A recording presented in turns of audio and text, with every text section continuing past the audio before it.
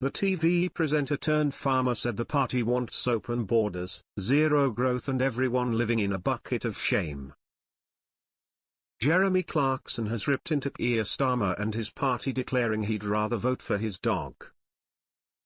The typically to-the-point former Top Gear presenter turned farmer had a lot to say about the upcoming general election in his latest column.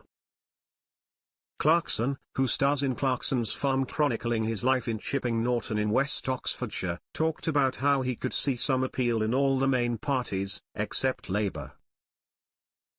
He said he was struggling to work out which way he should vote, but gave a rundown of how he could understand why people would back the Lib Dems, Reform, Greens and, although disparaging about the party, the Conservatives. However, he then added he cannot find a single redeeming feature about the Labour Party, saying that not a single candidate has said one word that he agrees with in his column for The Sun. He wrote, "They want open borders, zero growth and everyone living in a bucket of shame because their great-great-granddad once bought a hairbrush that had possibly been made by slaves." Their manifesto contains just 87 words on farming, which, when translated into English, basically say, "We hate you, you meat-eating rural half-wits."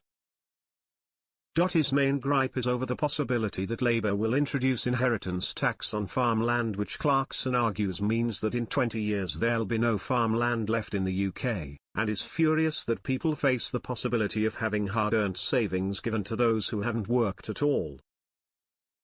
He added that he'd rather vote for my dog than Sir Starmer's merry bunch of ideological nincompoops.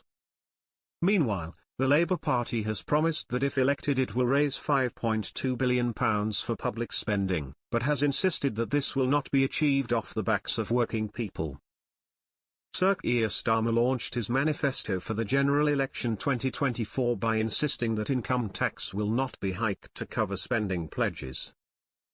But the Conservative Party has said that a Labour government will increase taxes, using its spending plans as the basis for their accusation.